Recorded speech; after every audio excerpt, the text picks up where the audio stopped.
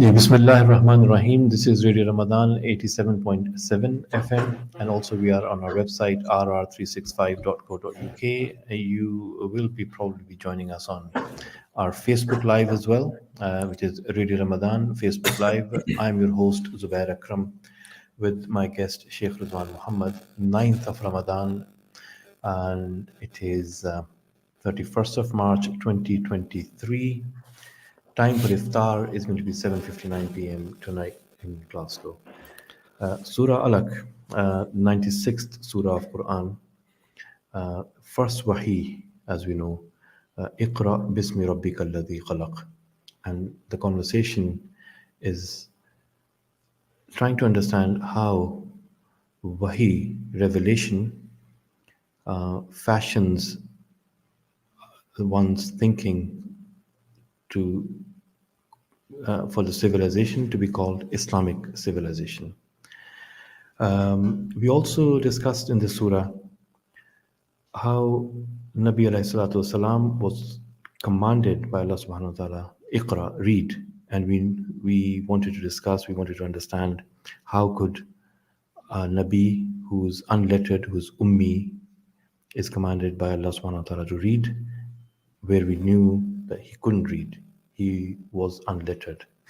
So the dimensions that we try to understand, that it is the reading from the heart, it is the reading from the other realm, it is reading of what his heart والسلام, already knew, it was in his heart, and then he had to retrieve that feeling of what was there to be read and to be understood by the rest of the humanity.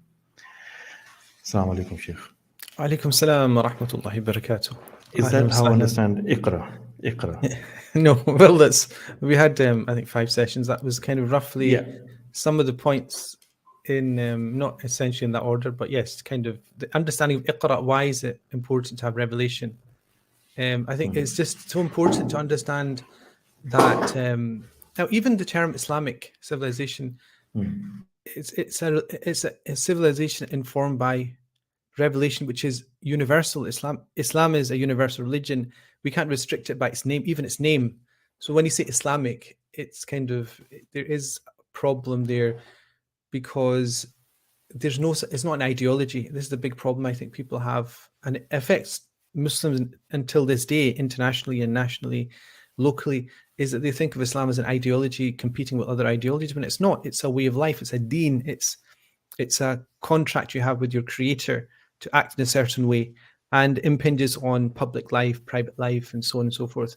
But what the Quran with Iqra starts to do by telling him, sallallahu alaihi wasallam, that you have to retrieve and recite what we have revealed in your heart, and not read from a book, which is the interesting thing, not to read from a specific parchment which is given in one go to you.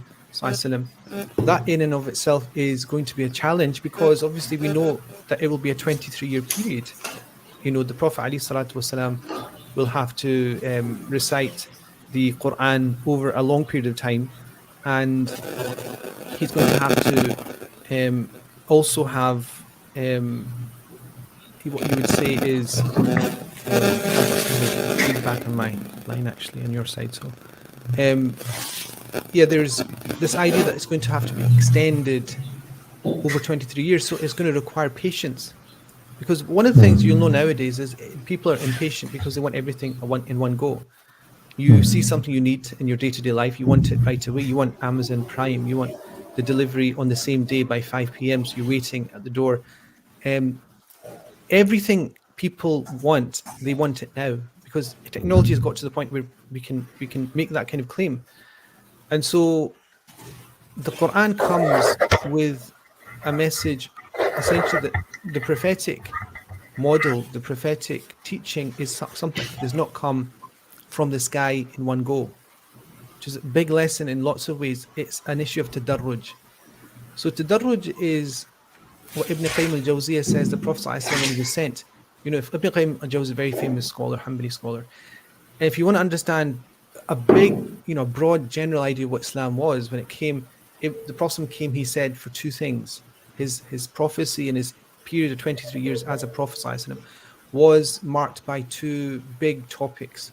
One is taysir, which is to ease and to facilitate and allow people an easier way into a connection with Allah subhanahu wa ta'ala, taysir. Okay. And then the second thing was tadarruj, which is essentially means gradation, graduality, doing things one step at a time. And the Prophet ﷺ did that is in line with the sunnah of Allah, in which Allah creates things in stages. So even this chapter, when we come to it, probably in the next couple of shows, when Allah talks about the alaq, the fetus, the fetus is a 9-month period of gestation in the mother's womb. It's not, you want a child, you go online, Amazon, and by 5 p.m. you've got the child, you get the milk and you get the nappies, and then you go ahead. No, it's a period of experience for the woman, and it's a period of observation for the husband. So there's this idea of tadarruj.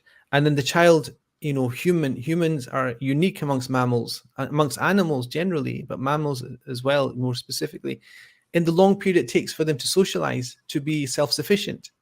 Like a child needs to be brought up essentially to the age of roughly 7 to be able to survive by itself. Whereas in the animal kingdom, you're born, you go, you leave. Some species have a year, 2 seasons maximum. That's it. Human beings have this inbuilt connection to gradation. And so the Prophet ﷺ will be given this 23-year period that he doesn't know he's going to be 23 years, but he's just going to have to be patient with this. And the things he wants to happen right away, Allah is going to say to him, for example, لا تحرك لسانك لتعجل به. The Prophet wants to collect the Quran, recite it, teach it, propagate it. But Allah is saying, لا تحرك لسانك لتعجل به. Do not overexert your tongue trying to promulgate it and teach it and push it out to people. Inna alayna jam'ahu Qur'ana. It's upon us to collect it and to promulgate it, to push it out to people. In other words, relax. And this is a big, big lesson. If you think about the seerah, you think about this Iqra chapter, it is giving the Prophet a massive lesson, but us as well, this issue of gradation and being gradual into what we're doing, what we do. Everybody wants things right now. And the Prophet said in a very famous hadith, Al-ajalatu min ash-shaytan, that, impatience, a lack of, impatience is probably the best thing. Al-ajala is to want something right away. Min ash-shaytan is from shaitan. Even if it's something you want that's good. The Prophet didn't say, Al-ajalatu li-ashya' as-sayyi'ah min ash-shaytan. He didn't say, having impatience in evil things is from a shaitan, or he just said it generally. Anything you do that you want to immediately is going to be from a satanic impulse of being like a Rabb, because this chapter also talks about Iqra bismi rabbika alladhi khalaq, by your Lord. One of the big problems with human beings is they want to be the Lord themselves, and that means in all aspects. It means general people in their households. It means scholars wanting their opinions to be taken for granted. Everybody in some way is wanting to have complete control.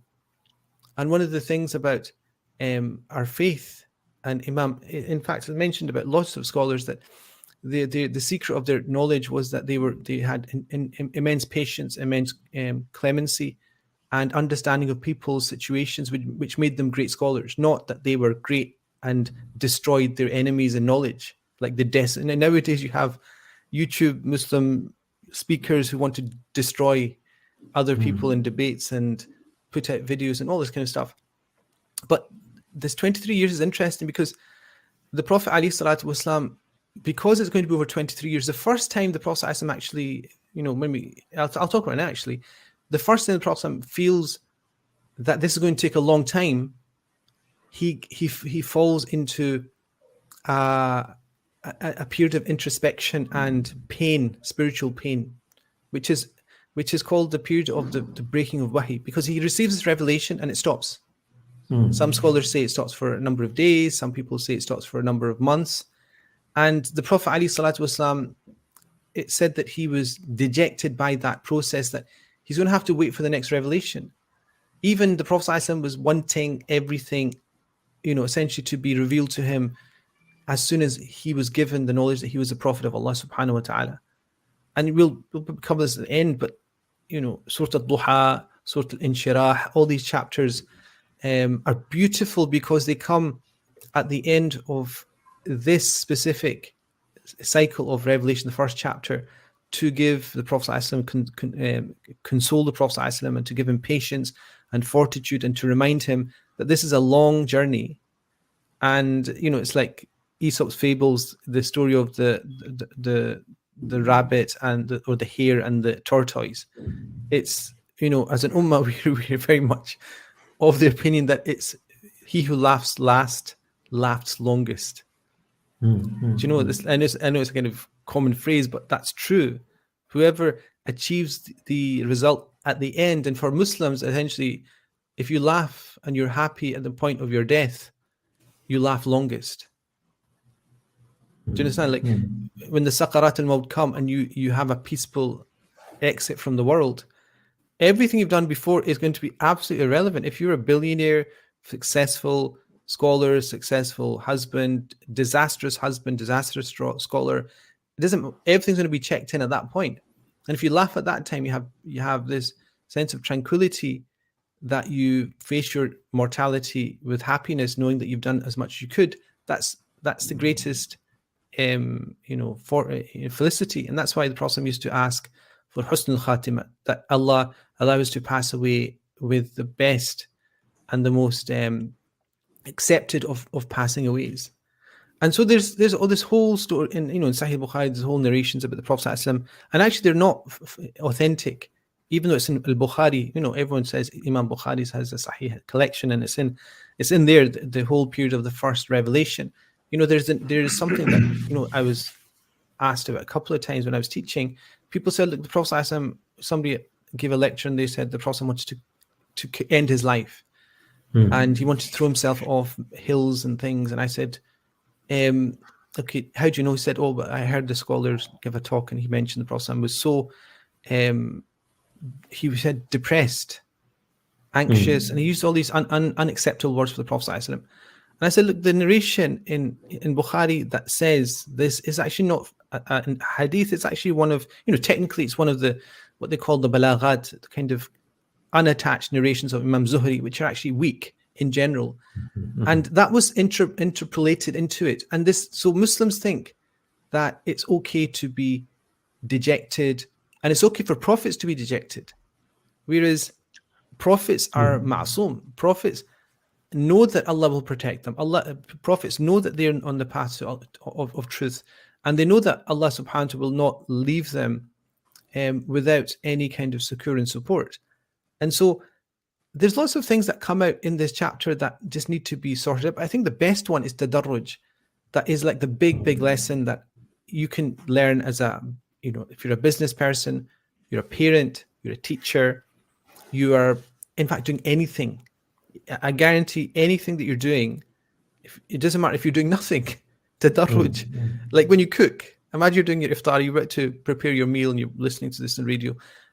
You've got like 5 ingredients.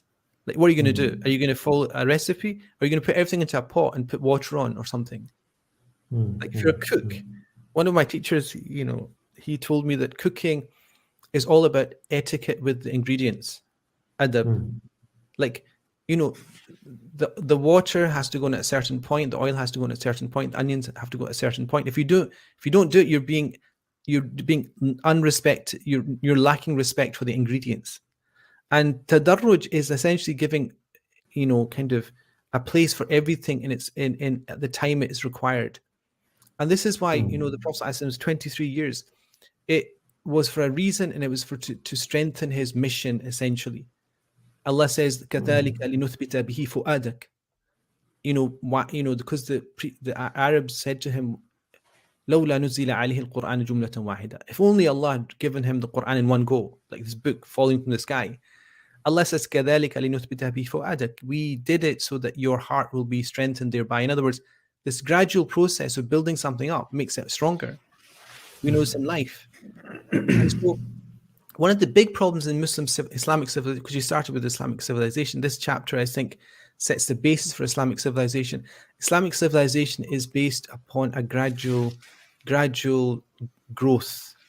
an organic, gradual strengthening and growth and concentric strengthening of its ummah generally, building upon the shoulders of people that came before them, not somebody coming and smashing everything and then trying to start everything again, which has happened so many times in our community, in our ummah, where groups have come and said, okay, we want to do everything better, we want to destroy everything. You know, the last example it will be in people's minds is ISIS. Everyone's a kafir. Everyone is outside the fold of Islam. We are the true people, shouting and, you know, decapitating people on camera, burning people in cages, burning Muslims in cages. Forget. We're talking about people who say La ilaha illallah, the very least of it. And so this chapter is all about the importance of tadarruj, I think, from the aspect of, you know, in civilization. I think that's what, you know, I think people miss when they read Iqra. They kind of sense this idea that Iqra is there just to, you know, be an introduction into reading and writing. But it's much more. So, اقرأ باسم ربك الذي خلق is a surah Alaq. And some of the important things we've discussed. The program is primarily in English, and there's a lot of loaded Arabic terms that we've used. For example, kasabi, wahabi, tawfiq, husn al-khatima, masoom, adab. I just want to pick on a couple of them today, just for next few minutes. Kasabi and Wahabi. Some people have asked, you've started this conversation, Kasabi, Wahabi, and people don't understand what these two words even mean and how it is relevant for us to be discussing these two terms in context of this surah. Kasabi and Wahabi. Oh, I think you started the conversation, not me. I think you I just carried on the conversation based upon your question, but then I did tie it into the chapter, which is Allah subhanahu wa ta'ala. You know, Wahabi is from Allah. Allah is al-Wahhab. Innaka anta al-Wahhab. Oh Allah, indeed you're the one that bestows, gives. So imagine that means it comes from the sky and it comes to you. So what do you do? Nothing. You just wait. Like if Allah is al-Wahhab in the way that is a misunderstanding, you're just waiting for iftar to come and fall on your table. That's Wahhab. Wahhab, Wahhab means does in not Urdu, sab kuch ata karne wala. Yeah, so everything that's given, yeah, al-Wahhab. And the other aspect is kasbi. Kasbi essentially is your role in having what you have. So when you have something, how much of it is your role and how much it is Allah's role? Ultimately, everything comes from Allah. But your role is to choose exactly how it comes to you. Like you can get fed, you can get, you know, everything you need in your life. It's a question of how you acquire it. It's a question of what pathway you do to do that. You know, it's going to happen. You're going to die at a certain point. You're going to live for a certain number of years. You're going to end up in a certain place. Now, your role will determine how that plays out. So in this chapter, why it was important is Allah is telling the Prophet ﷺ, O Messenger of God, you have to read. Iqra, read, recite. Okay? Not relax and allow Allah to take over your being and you just recite it. You have to actively acquire recitation. You have to do it. But never think, this was the Wahhabi, sorry, the Wahhabi, sorry, the Freudian slip there. The Wahhabi, yeah, just hold your hand like that. The Wahhabi, I never use that term when I'm teaching. I'm very respectful of people. The Wahhabi element is, you will not be able to have the power to recite unless you do it by using the key that Allah will give you through His name, His blessed name. Iqra, kasbi, bismi rabbika alladhi khalaq. Through the name of your Lord. That is the thing you have to add in. Like when you're making a meal, that's like the element that you need for the flour to rise. It's like yeast. You know, like you make bread, the yeast, no bread. It's just flat bread. It's not the same thing. And so that's the reason why this theme of Wahhabi and Kasbi is so important, because a lot of people don't get the balance right. The balance is that you have to try your utmost. And I gave the example of Erdogan yesterday. He does all these massive projects, but despite doing all the planning, research, development, investment, and following through to the Marmaray. The Marmaray goes between Asia and Europe. Something that used to take 2 hours to do now takes 7 minutes. No, in 6 minutes. So when he opened it, which is actually was a dream of Abdul Hamid II, rahimahullah, the last of the great Ottoman Khalifas. That was his dream, and he fulfilled it. But when he did the opening ceremony, he said, Hadi Bismillah. We start with the name of Allah. Like, we're going to start using it in the name of Allah. Otherwise, it's futile. And so that is Islamic civilization. When we're talking about Islamic civilization, that's it. He's built for the first time a bridge between Asia and Europe underneath the Marmaray waterway. And despite that energy and money and cement and construction and whatever that took, he still will not start it unless he says it's under the banner of this building civilization, because everyone will hear that it started with the name of Allah, like we starting our journey with the name of Allah. And that's just straight out of the Quran. It's kind of the leitmotif of the Quran, that everything starts with, even Iqra, the chapter, it has the name of Allah. It's like the key that opens it, but it's not, the chapter doesn't have Bismillah at the beginning. It's one of the proofs of Imam Malik that Bismillah is not one of the verses of the Quran, as opposed to Shafi'i, because Shafi'i says that Bismillah is the beginning of every chapter of the Quran. But the first revelation was Iqra. It wasn't Bismillahir Rahmanir Rahim, Iqra. And the Prophet wasn't told to recite Bismillahir Rahmanir Rahim. He was told to recite Iqra. And, this whole discussion, anyway, that's a fiqh discussion. I won't go into that today. But the point remains, these terms like Kasbi and Wahhabi, terms such as Tadarruj, which is doing things gradually, are the big terms. These are kind of big titles. And Tadarruj specifically is, I think, one of the most important ones in this day and age for Muslims to understand, regardless of whether you're thinking high level or low level, whether you think of making your food for iftar or you're trying to rule a nation. Tadarruj is the touchstone of success, spiritually and also in a worldly sense, inshallah. For everyone, like for individuals, for communities, for societies, for nations. Tadarruj. Tadarruj, inshallah, we'll discuss in a little bit more detail after this ad break, inshallah. So, Surah Alaq, 96th Surah of Quran. My guest, Sheikh Ridwan Muhammad. We've touched upon this very important concept of tadarruj, graduation, shall I say? Yeah, doing things gradually. Gradation. Gradation. Graduation So when you come at university. Yeah. You're graduating. That's true. I mean, it's the same route, because you're going from primary, secondary, and then you're moving on gradually. And that's a very good point, because Iqra does not make sense unless you do it gradually. So it is. It's graduation. Sorry. It is graduation and it's gradation. Yeah, and because we do mountains, we know this is a second wind, there's a third Oh, of wind. course, yeah, you're an expert. Yes. One of your many talents. It's a journey, and it ought to be done gradually with gradation. An ad break, and inshallah we'll be right back.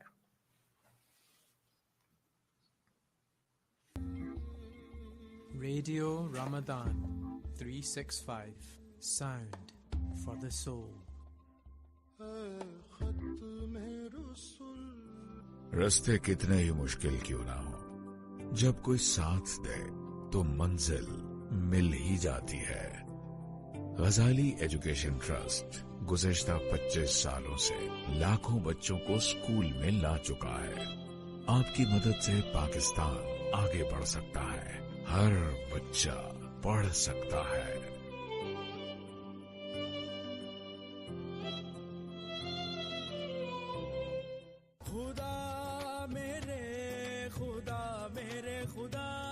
दुनिया को जगाना है, सबको बताना है, रमजान में मसलों को रास्ता दिखाना है. With years of experience and an extensive portfolio, Shield Associates provide an excellent accountancy and bookkeeping service. So if numbers and deadlines are giving you a hard time, come along to our office on 215 Albert Drive. Shields Associates, the accountants you can trust.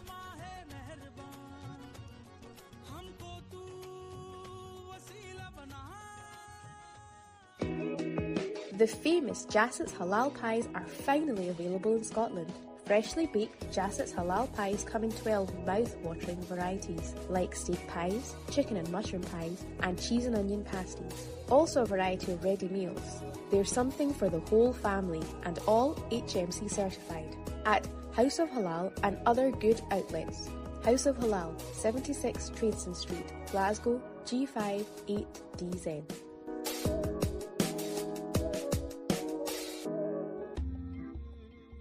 Radio Ramadan 365 Sound for the Soul.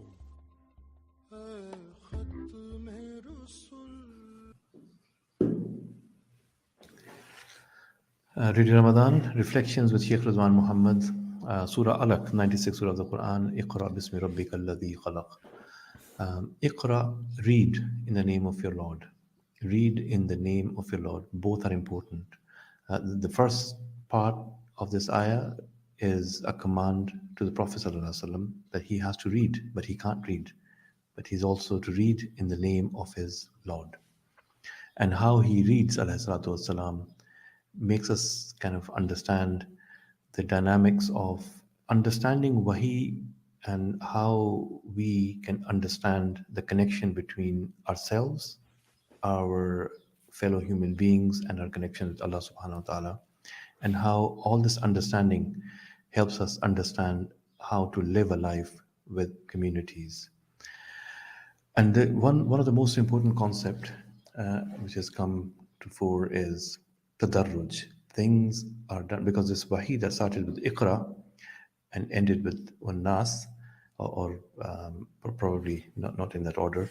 Quran that ends with this word Nas was given to Prophet ﷺ in 23 years, gradually, and as Sheikh Rizwan said before the break, with gradation.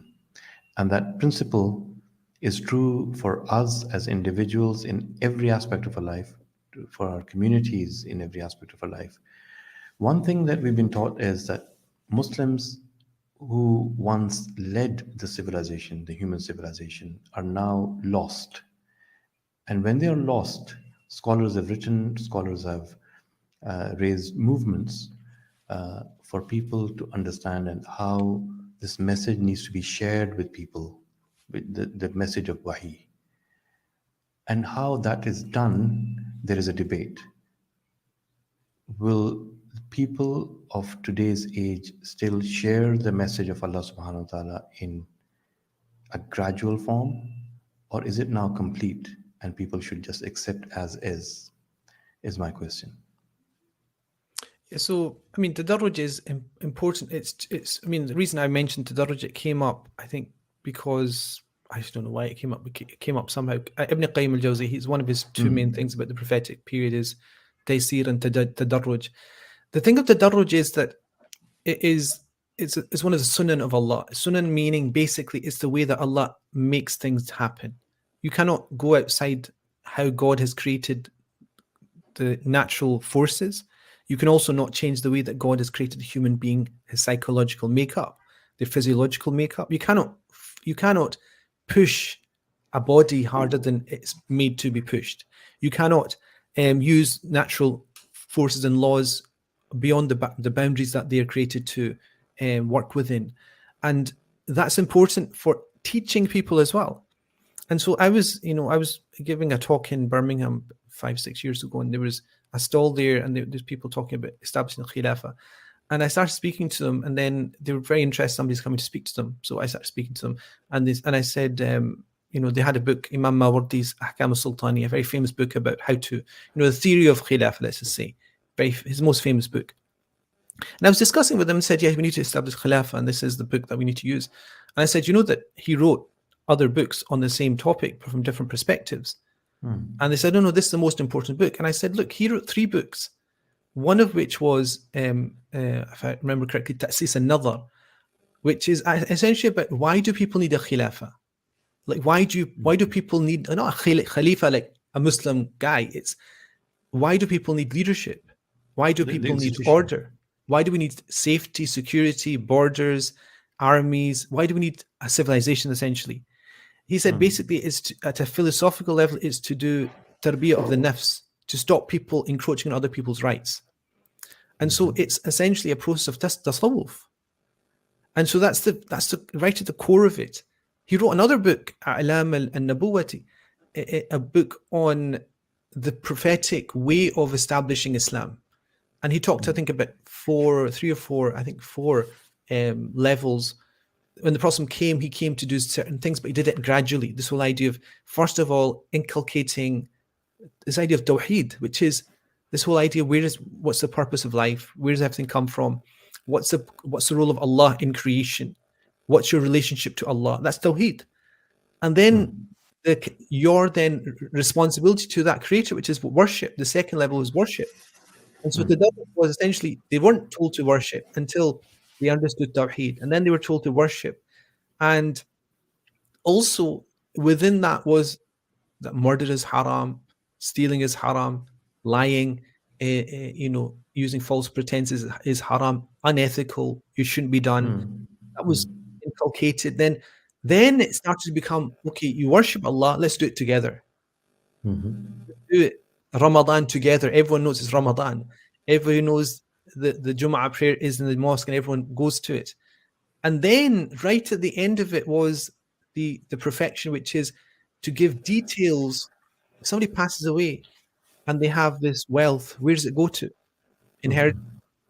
If somebody has wealth and they want to invest it, how do they invest it? If somebody wants to get married and there's an issue about lineage or something, how do we sort that out? So all the detailed rulings were right at the end, tadarruj. And this is the same person who now people say we need to apply his book. We need to just take it into a country and apply it. Doesn't work. So one of the great wisdoms of our Sharia, and scholars who have wisdom acknowledge this, is that scholars teach with wisdom, and they understand things through the lens of the Sharia as it was. And that's something that's missing, I think. Nowadays, we have this culture of having everything right at the moment you want it, a culture of intellectual extremism, where people refuse to accept a counter narrative, counter argument, counter position. And it will create, if it relates to our ummah, it creates a very difficult situation, an unbearable situation, I think.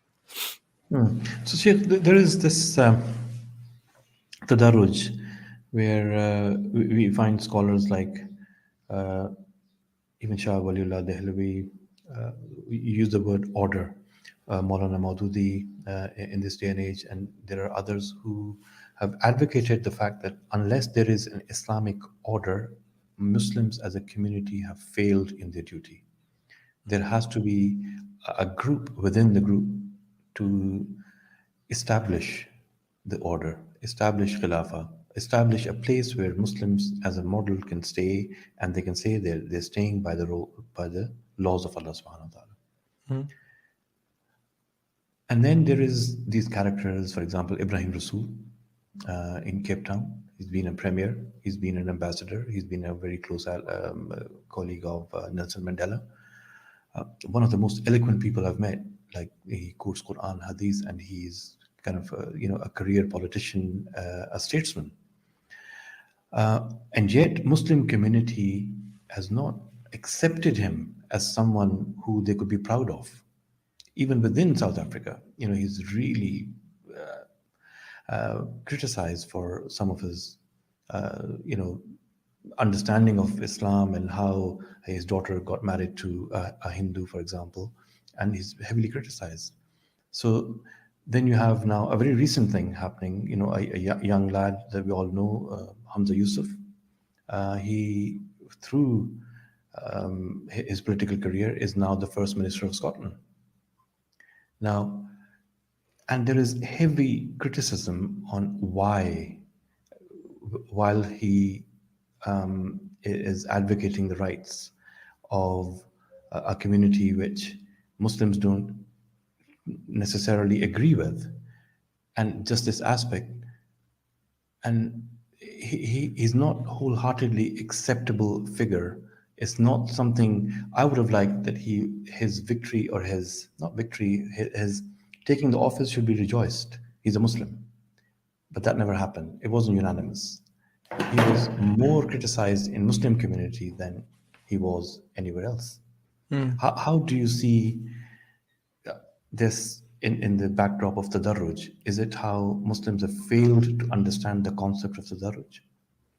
So I think, it's a touchy topic. I don't want to go into it, but I think last night I was bombarded with messages, and I'm not somebody that people bombard with messages. People are very wary of sending me anything because they know I'll be very, very upset with them. But last night I got so many messages, and the first thing was actually a video. So I actually decided to watch this video of a person. So it started off with this lion's face, and then this person, YouTuber, basically making takfir, saying that Hamza Yusuf is not just saying it, he was barking it. It was quite ferocious.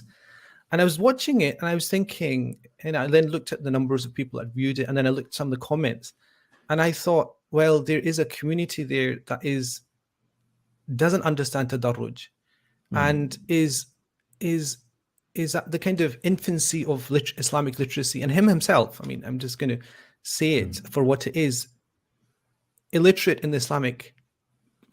If he's doing takfir of disowning or taking a person out of the fold of Islam, he needs to know the process through which that takes place, which is qada, and there's certain rules and certain processes that take place. And then I listened to actually the thing that he mentioned was the reason why, Hamza Yusuf, who's now the First Minister of Scotland, as you said, is a kafir, is that he answered a question which is, he was asked, and I watched the whole clip actually 3 or 4 times, and my own conclusion of it is that he made an unintentional blunder, because what I got from it is that he said that I've said 20 times, 25 times the same thing, and he said no, but he's never said that in public. This is the only time he's ever said it, or conceived to have said something. It's been construed as he said, gay marriage or gay sex is not a sin.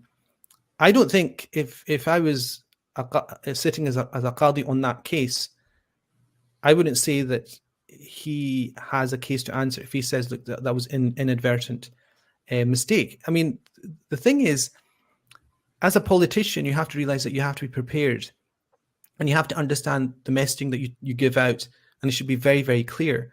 And in a sense, he was giving mixed messages in the interview, and he was saying, I can't change what's in religious text. Was he saying that he wants to change religious text? I don't think he was. Do I think he was convinced and intentionally saying that gay sex is not a sin? I don't think he wanted to broach the topic. It was the way that the interviewer, interviewers are famous. If you've ever done live TV, I did Big Question many times, and Nicky Campbell always just try and trap me. And it's a way you have to be able to engage with the question and take it to where you want it. But the interesting is that the community doesn't realize that this person, I know him, at a distance, not very closely, but over, one of the presidents of the Gumsa Muslim Students Association, active in the anti-war coalition, a very active Muslim through his youth, active in Muslim youth work, practicing, everything that I know, I've heard about him from a very well-known family in Glasgow as well, very religious, very kind of respected, you understand?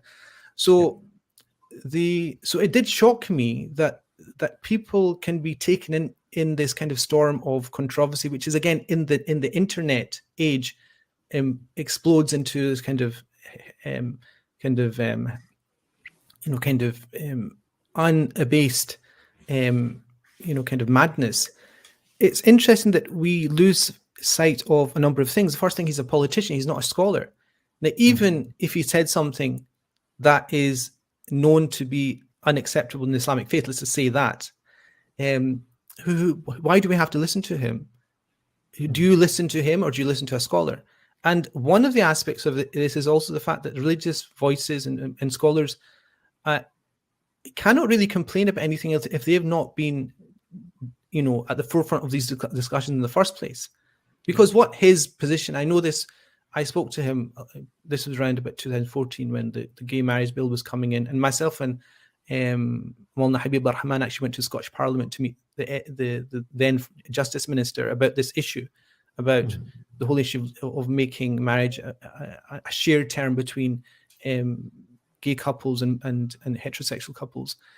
And he said, look, the issue for me is a wider question, which is, unless you secure rights for all minorities, we as a Muslim minority will not have any rights.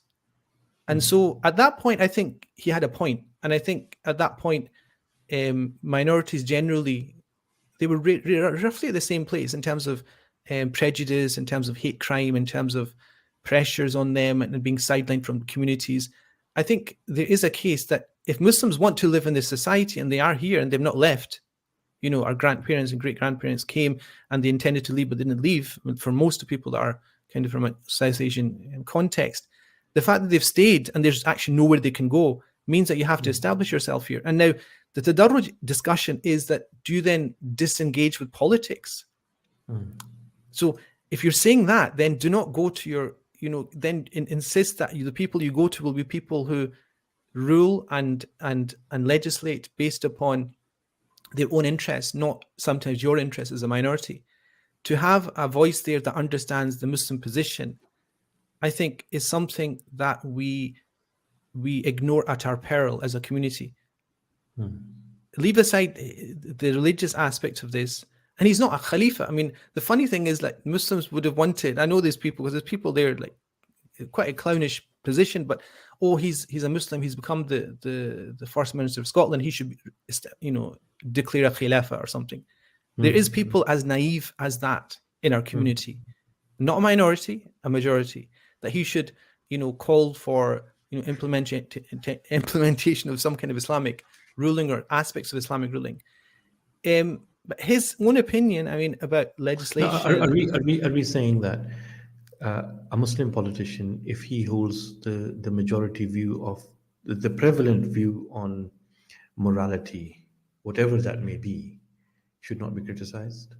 No, I'm saying that if his messaging is consistent, what I know from the past is that he said that he doesn't allow his own specific morality to affect how he legislates. In other words, to understand what he's saying, you have to understand how politics works. If I give a fatwa, you have to understand how fiqh works. You have to understand how the lobby groups work. You have to understand how pressure groups, you have to understand how the committee system works in politics. And I know himself, he mentioned this to me many times, that if Muslims are serious about this, they can help Muslim, let's say Muslim politicians by employing people that are lobbying in parliament day in, day out. Yeah. If they really want to help and not put people into a situation where they have no other option except to, go with the lowest common denominator, let's just say, they have to put that effort and they have to put the funding in. They don't. I mean, at that point, the Muslim community widely, and I'll say scholars, Muslim national organizations, umbrella organizations, have no right to, scapegoat somebody if they themselves have failed. I'm talking about activists, I'm talking about politicians, I'm talking about scholars, I'm talking about imams, I'm talking about umbrella organizations, all of which have failed, and all of a sudden they wake up between eating their biryani and then they start to say, well, we need to lynch this person in public. Yeah. And my issue is that it shows a lack of, if you're doing a video that's not showing fortitude, that's just showing cowardice. I mean, anyone can got a camera here, I can do videos every day. But the issue is, in the real world, and if you know your Islamic history, you'll know exactly what I mean. In Islamic civilization, for fiqh, there's terms, qanun is a term for law. There's sharia, there is huquq, there is fiqh. There's all these terms that relate to how law was applied because of the situations which sometimes you couldn't help but legislate outside the realm of Islamic law because of the local situation. And the Ottoman Empire is very famous. Suleiman the Magnificent that you know, and Ertugrul, who everyone loves to watch, and Uthman, his son, and all the Ottoman Empire, Khalifas all ruled by rulings which were not legislated in Islamic law specifically, but they were, if you understand that Sharia is much more embracing, you have ideas like urf, local custom, you have ideas like istihsan. Islamic law is an extremely complicated system, and it's there to not to judge in the things that are clear. This is what people don't understand. It's not to judge in the things that are clear. Everyone knows the things that are clear. It's to judge in the things that only specialists will be able to make the right judgment on. And if his judgment politically is that that our best option as a Muslim minority is to throw our hat in with other minorities, I personally think that's the wrong political. I think it's a complete mistake. I think it's a mechanism through which we will be disenfranchised as a community, because the minority, which is the LGBT minority, I've taught a 12-session course on this. I've lectured on this many times. The LGBT lobby will not stop until religious minorities are deprived of their own individual rights, and that'll come out in issues around things like conversion therapy. That'll come out in terms of a parent's right to educate their child in the way that they want to educate. So all these things, I think politicians, and this is including Hamza Yusuf, have not factored in, is that at a certain point, and this is, I've done a whole 2 lectures on this actually in 2019 on the ideological foundations of this, they will not remain static at gaining equal rights. They will insist upon oppressing the other minorities in a gradation as well, because there's gradations of minorities.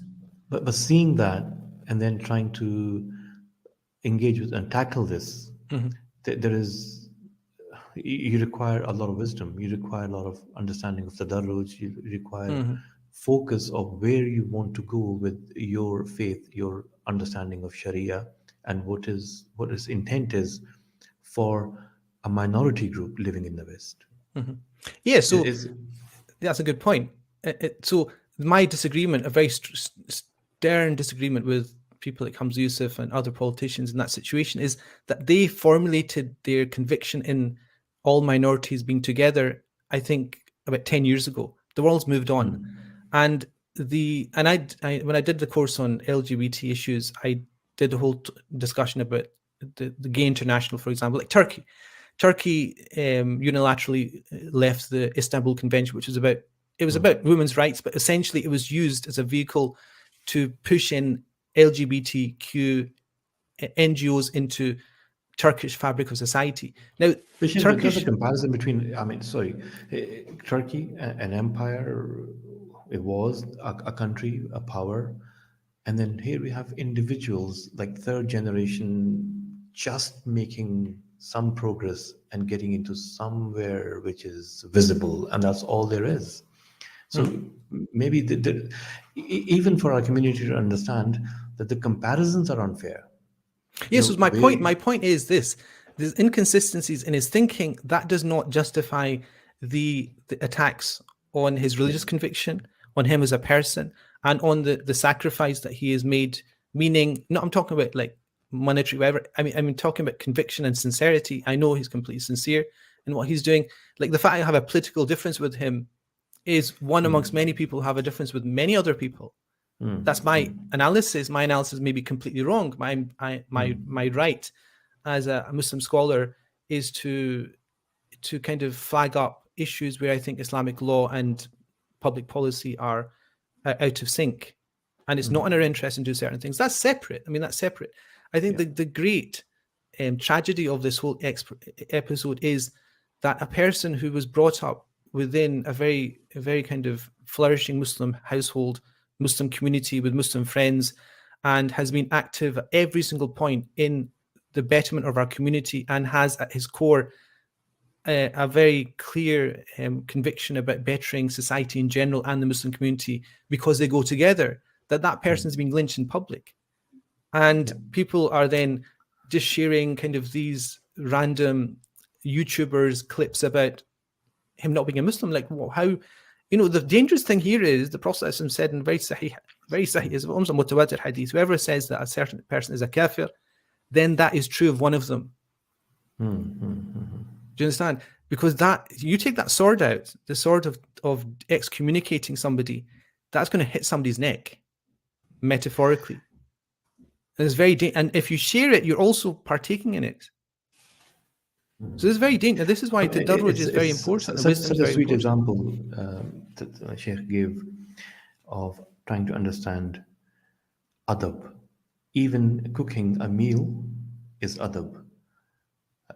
Having ingredients, having the adab of how ingredients will follow the next to make a good meal. And adab is at the core of this.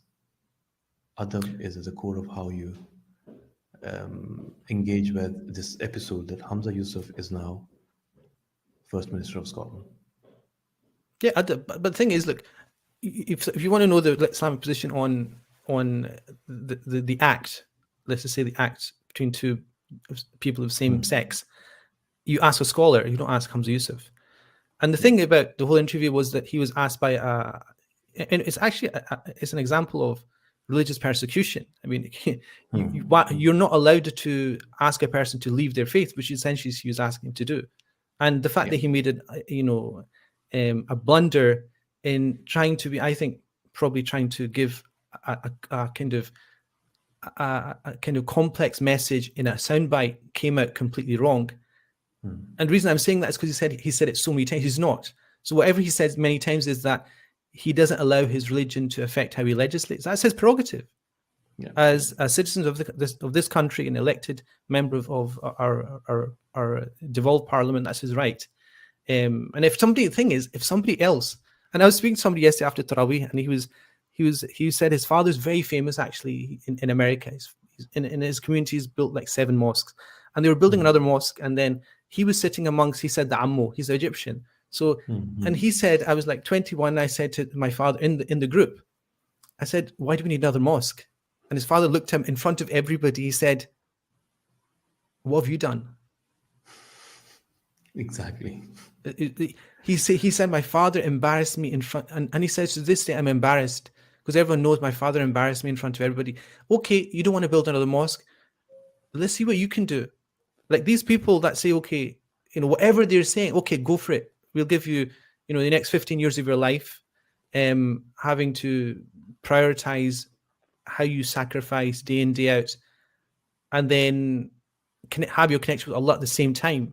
Because the most kind of sad thing about this is that Hamza Yusuf obviously has a deep faith in Allah and the Messenger, and to question that for him would be very hurtful. So there's all these aspects that you have to think about, that the people who are so open to talking, and this is why people don't talk in front of me, they always send me kind of through a second person to speak. It's embarrassing because I'll say, well, what are you doing? Leave it to me, leave it to another scholar to discuss on the intricacies of Islamic law on this position. What are you doing? And the answer that comes back is, you're doing nothing. You're reading books and giving lectures, nothing. That's nothing essentially. But what have you built? Like, what have you sacrificed? And essentially that is, when the Prophet was given Iqra bismi rabbika alladhi khalaq, he's told he's going to have to sacrifice for the long term. 23 years, he doesn't know it, but it's going to be 23 years. It's going to involve heartache. It's going to involve his own family being ripped apart, his own relationships with his wives being ripped apart. It's him being subject to smear campaigns by the munafiqeen. It's going to be him unable to eat because of the Prophet's hair going white. There's chapters that came that turned the Prophet's beard, not his kind of hair. That's a metaphorical thing. It kind of, he said it made him age. Now Allah is allowing that to happen, and it's a test. I mean, if I was to speak to Hamza Yusuf, I would say this is a test. You need to rectify your connection with Allah subhanahu wa ta'ala, and only you know what that is. And the other aspect is that the community is not just the people that make the noise in the community. Do you understand? So, at all points we make dua for people that have a lot of responsibility, our scholars and our leaders. We always make dua for them, because if they go right, the whole community goes right, and if they go wrong, the whole community goes wrong. And this is, I think, the whole point of when we're talking about revelation and the importance of it, we always put it at the core of everything. That this is what our revelations tells us, that if the intention and the core of our community is right, it'll be rectified in a good way. If it's not, then obviously, everything goes wrong. And we pray to Allah for tawfiq for the community, and to give it a sense of perspective over, and a lack of superficiality over its religion. And that's very unnerving for me to see people looking at religion as a very superficial thing and a label that we need to use and promote.